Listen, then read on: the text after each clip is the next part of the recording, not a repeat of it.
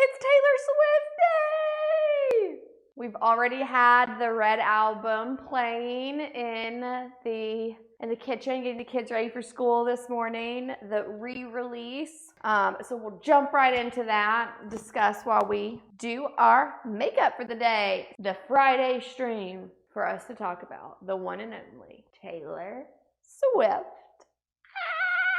So I'm a huge Taylor Swift fan. I think most millennial women are, because she's like the icon of our generation, one of them. She's one of my top three, I think. I think I've narrowed it down to officially top three. Mine would be Kim Kardashian, Taylor Swift, and Voldemort. And I realize that says a lot about me as a person, but I'm okay with it. I'm going to claim it. My top three idols in life. Let's talk about the Queen, because today is November 12th, and that is a big day for all us Swifties. You know what I mean? Yeah. Why is it a big day? Because Taylor re-released her Red album, but that crazy girl also gave us new songs, which I am so pumped about. I've only listened to We Are Never Getting Back Together, and of course Red. I introed it with Red, and then I listened to the original, not the original, but the Taylor's version of the original, All Too Well. It was good. It was a good little refresher.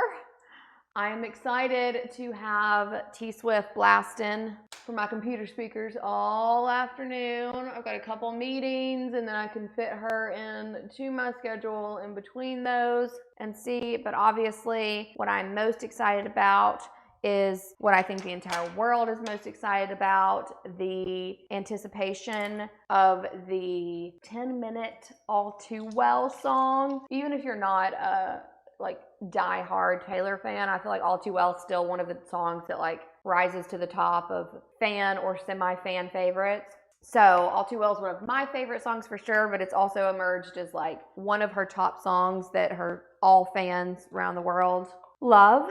And she is releasing a 10-minute version of All Too Well. I don't know if I'm emotionally prepared. My husband is not prepared, I know for sure, for what's going to happen. I'm honestly thinking that I should save it for 6:50 p.m. this evening when my kids are on their way to bed. I can pour a glass of wine, slowly ease into the 10-minute version of All Too Well, let it sink in, and then immediately go right into when she releases the short film, All Too Well. I mean, ooh. Can you imagine? And then I'm half a glass of wine deep. I'll rewatch it 17 times. I'll get blackout and cry.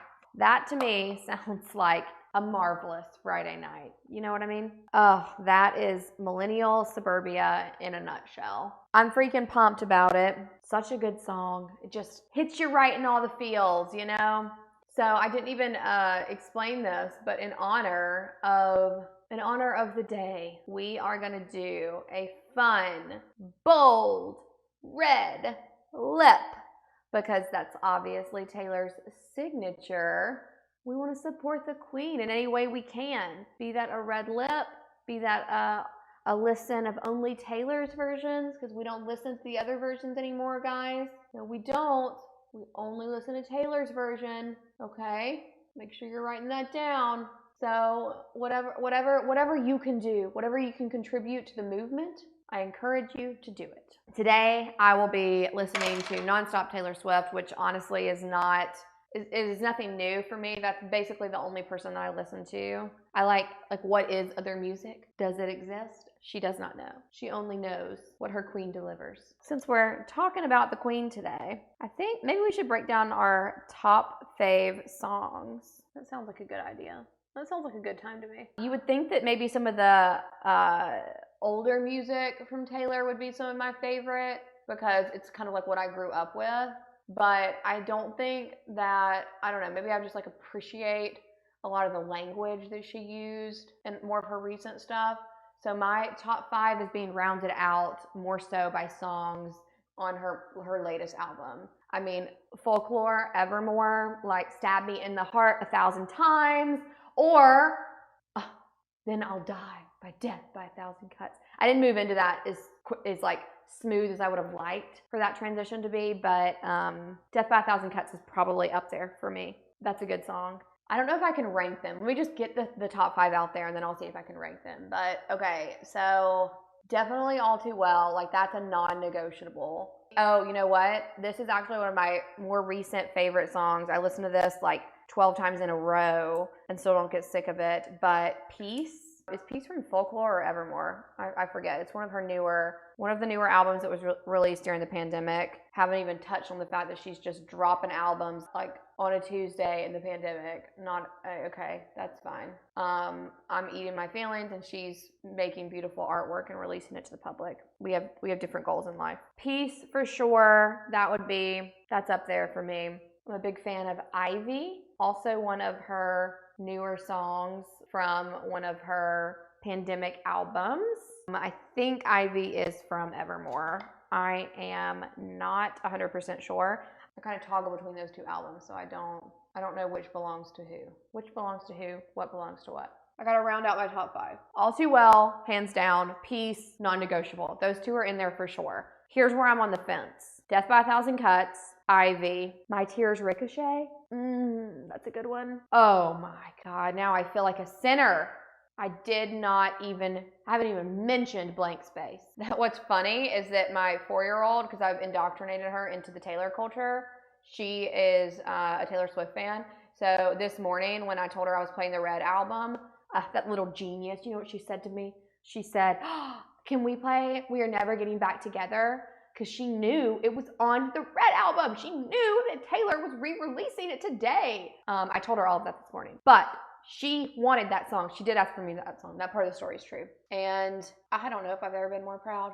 But the best part is that she's gone through a couple different spells where she has said certain songs are her favorite. And her favorite thus far, she started out with Lover. Then she moved into We Are Never Getting Back Together.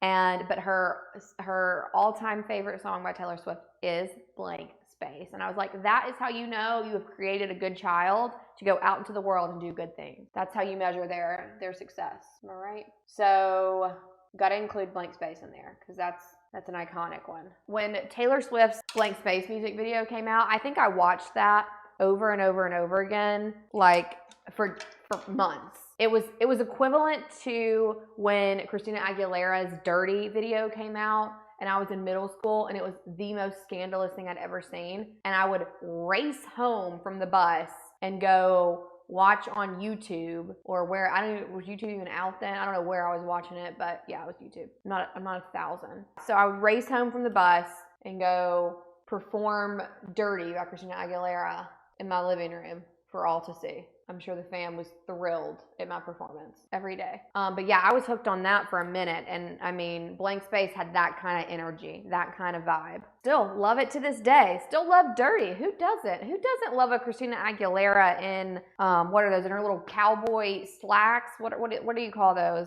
What do cowboys wear? What do they ride a horse in? I feel like I'm stalling to round out my top 5 because I just truly don't know now. All right, so I realized that I said I was going to do the top 5 songs, and I've given you concrete 3. I've given you Blank Space, I've given you Peace, and I've given you All Too Well. What are the final 2? I told you I'm on the fence with Death by 1,000 Cuts and Ivy, My Tears Ricochet.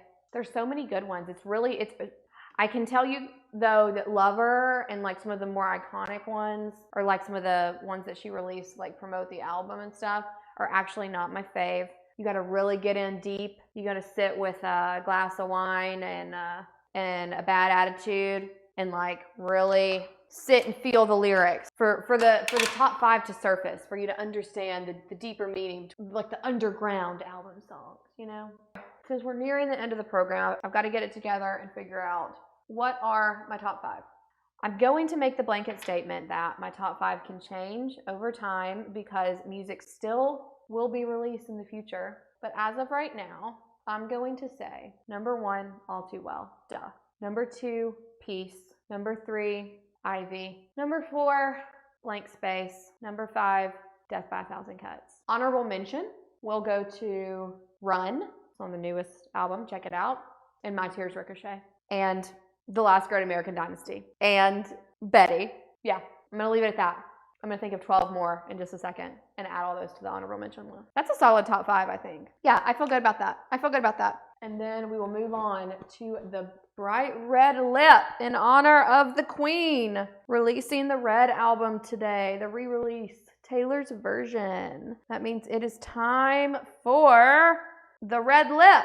We have sealed the hair. Let's seal the deal. I actually like this red lip. This is a very Taylor red lip. I still want to keep it pretty bright. Taylor's red is always bright. There we have it. A bold red lip. Thanks for getting ready with me. Have an amazing Friday. Now go support our Queen Taylor and listen to the new Red album, just re-released. Make sure it's Taylor's version.